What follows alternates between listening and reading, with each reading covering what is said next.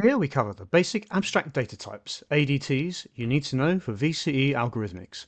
This is common knowledge across computer science, but there are some specifics around how VCE Algo treats this topic, which we'll cover.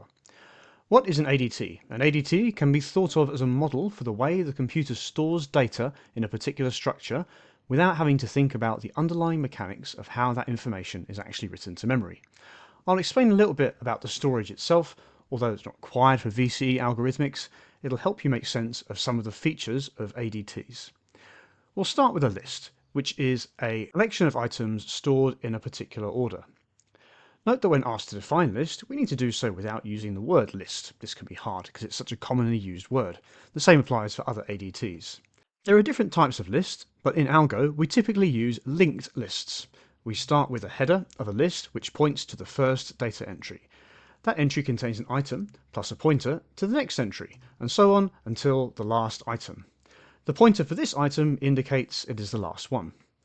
Each entry could be stored anywhere in memory, so we don't need each item lined up sequentially in memory. You don't need to know exactly how, but you do need to understand that this means we have to cycle through a list to arrive at a particular item. Lists can store mixed kinds of data of any length and can have repeated values. We can change the length of a list, adding and deleting items as we need. You may also hear about a double linked list, where each item links to the item before and after. This requires more space, but makes certain operations easier. An array is similar to a list with some important differences. It's fixed in length, allows instant lookup, and in some implementations can only contain one type of data of fixed length, but this may not be enforced in Algo. When we make an array, we set aside a piece of memory.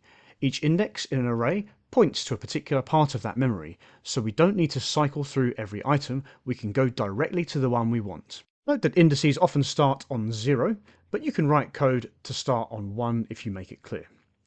Sometimes we have arrays of arrays in order to store a 2D grid. For example, a 3x3 tic-tac-toe array may be stored as an array of rows, each one containing an array of columns for that row.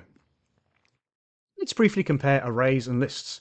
Arrays are fixed in size, possibly only one data type, but have fast lookup, described as constant time or big O of 1. Lists are more flexible, so we can add and reduce the number of entries, but they take longer to cycle through. We describe this as big O n time, because it's proportional to the number of items in the list. We talk about big O notation later on in the course, so don't get too fixated on the details for now. You don't see this cycling through when you ask for the 13th item of a list, but it happens in the background. The dictionary is an improvement of the array design. Rather than reference each item by an index, it uses a key, which can be a string, a digit, or, in Algo, absolutely any other data type. The key gets converted into a memory address using a hashing function. Note that in languages such as Python, you can only have certain things as keys, but in VCE Algo, anything goes. The key is used to look up a particular value, hence the expression key-value pairs. A dictionary does not have a fixed size, and it's also fast to look up items. There is no order in a dictionary. Related to dictionaries is the set ADT. Like in mathematics, a set is an unordered collection of items. It cannot contain duplicates. The simplest use of a set allows us to check membership of a set. We can quickly determine whether or not an element is in a set. We can also carry out typical maths set operations such as union, intersection, and difference. You can think of a set like a dictionary, except that it doesn't store a value, only the key. The final ADTs we consider are stacks and queues. Both are ordered collections of items, but are accessed differently. A stack only allows an item to be added to the top and can also only be removed from the top. Think of it like a stack of plates or one of those springy canteen loader things.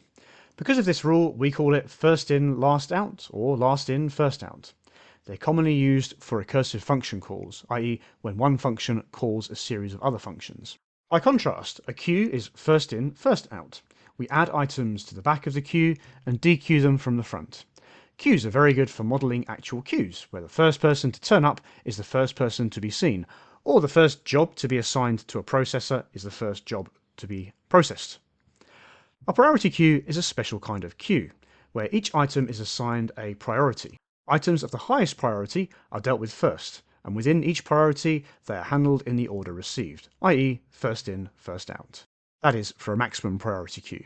A minimum priority queue deals with the lowest numerical priority first. It's up to you how you set it up. Let's consider a small case study where we use some of the different ADTs. A tech company is storing information about its employees. It uses a dictionary where the person's ID is the key and the value is an array containing their name, age and sex. Note how we can put one ADT inside another. This is a common requirement in VCE Algo exams. It also maintains a set of employee IDs who are allowed to use the 3D printer. The employee ID is added when they complete the training, and the security guard at the door checks their membership of the set when they try to gain access.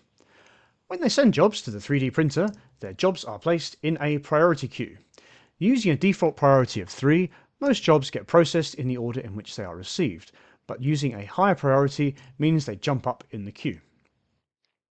When a model is printed, it gets put in a box and placed on top of a pile of other models. This functions as a stack. The most recently printed model has to be removed before any others can be. Some system designers just like to make things difficult.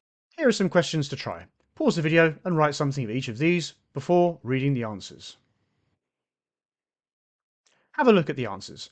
I've provided more answers than needed for some of these. Make sure your definitions aren't circular.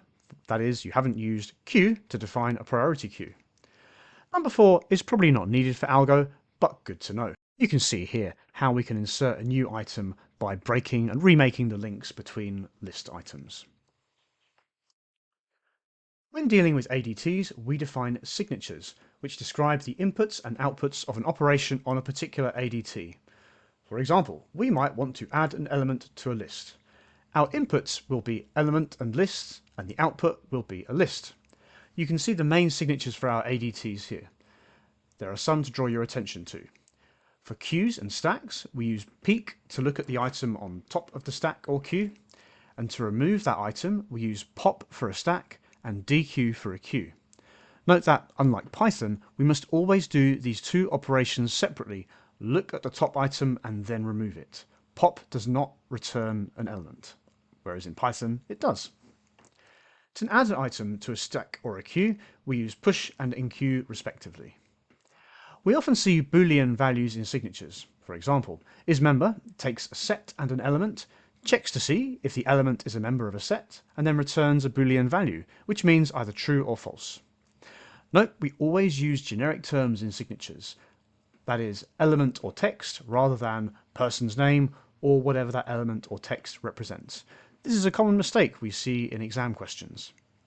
You don't need to remember every single signature verbatim for each ADT, since there are slight differences in the ones we might include. However, make sure you are familiar with the ones here and check that you understand how the inputs and outputs work. Note also that when discussing signatures, we don't normally care what the operation actually does or how it works, just what inputs and outputs it has. That should cover most of what you need to know about ADTs for VCE Algorithmics. Make sure you practice questions, particularly those where you're asked to select an ADT for a real-life situation and justify your selections.